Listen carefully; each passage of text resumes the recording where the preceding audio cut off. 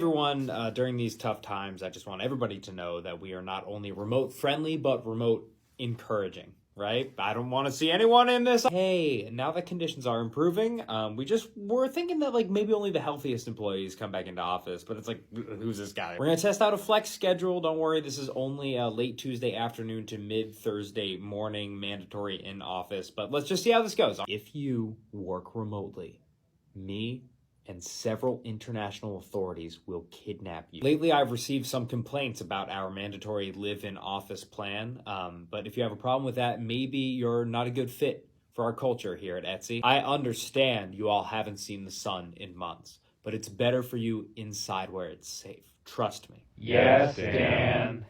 Yes, what? Good Mr. Dan, Supreme Holy God of the Legion of Corporate Alliances. Okay. Well, now moving on to our wins of the week. By now, if your employer hasn't asked you to return to office, just know that you're one of. I'm a manager who has to go to my office today because I have a 3 times a week requirement now. I was a virtual hire. I was onboarded virtually. I met everyone virtually. I built work streams virtually. I was a 100% virtual person for this company. And now I have to go back into the office. And right now I'm having a hard time finding talent to recruit. I feel a big type of way about going back. And this is the observation for why. It is hard to have the same output in an office environment than in your own home. I get so much more work done in a day than I ever did in an office.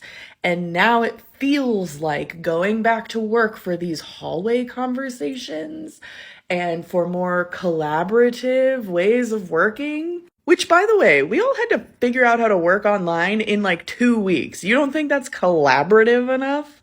But it feels like a productivity swap. Feels like the leadership wants asses in seats for you to just sit there versus getting all of the work done we're getting done. Like to go into the office, you are foregoing the amount of productivity that work from home afforded a lot of workers. And I bet you money we're gonna see a study about it in a few months. But I think it's really easy for leadership teams who don't have issues with poverty, don't have issues with childcare, your leaderships, your executives, your CEOs, like they don't have the same set of domestic issues a lot of us do.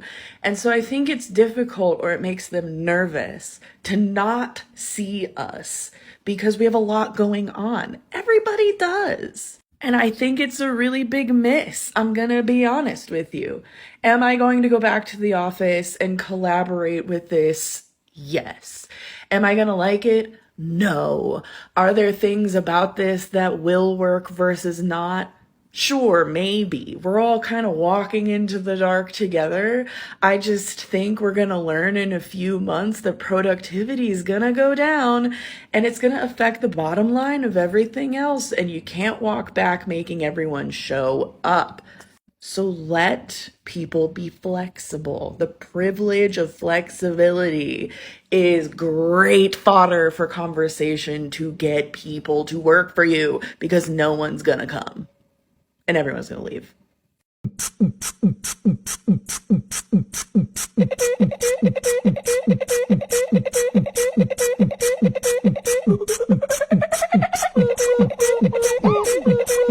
It's really amazing how far we've come in the last year where bosses were requesting people to come back and then begging them to come back. And now they are threatening them to come back. And this is the latest example from Google stating if they don't come back, it's going to affect their performance review. The implications behind that.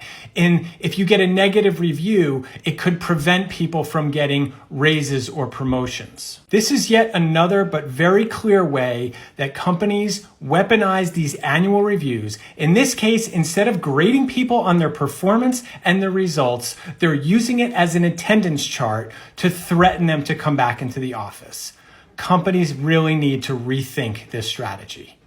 Zoom, the literal company, made all of their employees go back to the office this week. The company that single-handedly allowed us to all remote work for the last 3 years has made all of their employees go back into the office. I've been reading a bunch of articles about it, and all these execs that are making people return back to office, they keep focusing on this whole idea that hybrid work is better for productivity. They keep calling it like togetherness, work culture, all of these things, but it's something bigger. Zoom is more late stage when it comes to their growth. They have acquired most of their market share. They've been quite a hot topic for the last 3 years. They're also already public on the stock market. But what happens is the board always wants a specific amount of growth. So let's call it 20%, right? So sometimes when you've hit a peak at a company, it's hard to constantly hit 20% gains every quarter or every year, whatever the goal is. Sometimes instead of looking at what they can increase, they look at costs that they can decrease. And office space is considered a cost, but the thing that's very interesting to me is office space is considered a sunk cost. Regardless if you use the office or not, you have already paid for a lease or bought the building. But imagine a lot of these execs are stuck because they're like,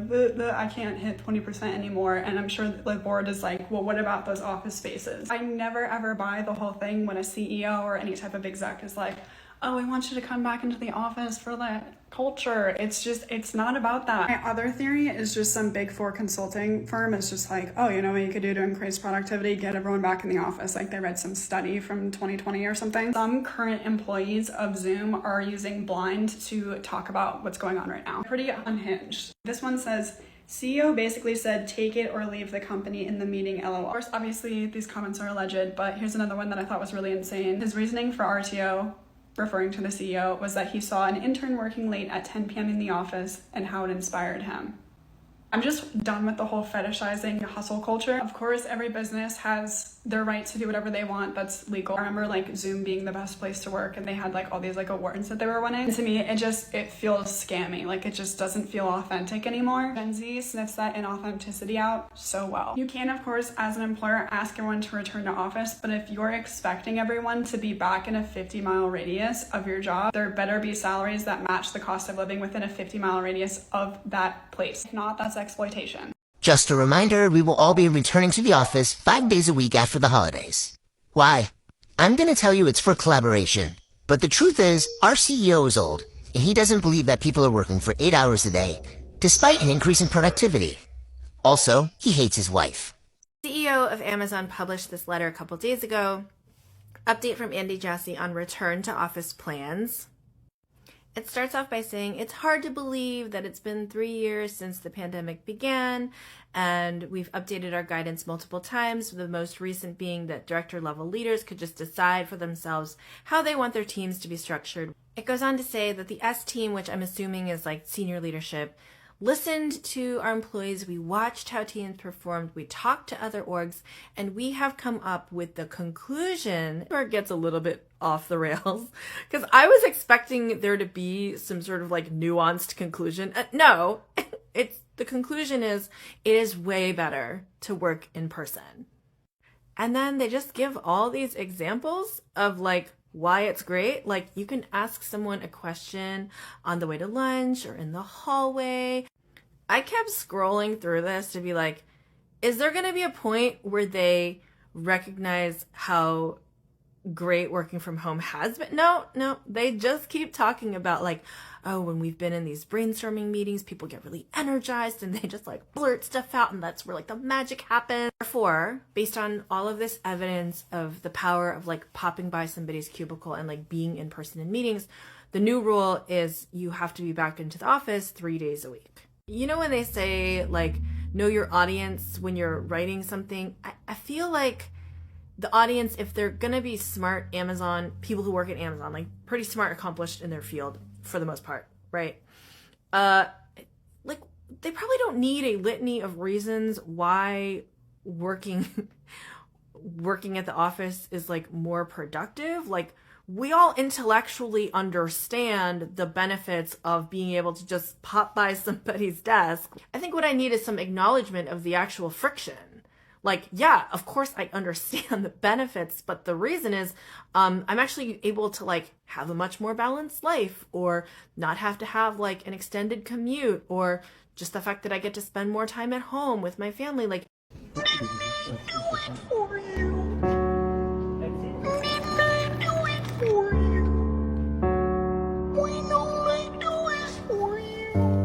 talked a lot about the return to office mandates, but we haven't talked about how they're actually just soft layoffs. Layoffs are actually a legal nightmare, so we see companies like Grindr forcing a return to office because then they lose half their staff without having to jump through all those legal hoops. Another reason that they do this is it just looks better to stakeholders to not call it what it is, which is a layoff. And this part up here about employee morale, I don't know if I quite agree with, because yes, obviously layoffs are a very scary word to employees, and a lot of times, even if there are layoffs, the people that are safe will jump ship too. But when you think about the people who stay and now have to pick up the work of everyone who left, I can't say that that's good for morale either. The other thing that typically backfires here is we have this idea that the people who stay are really committed.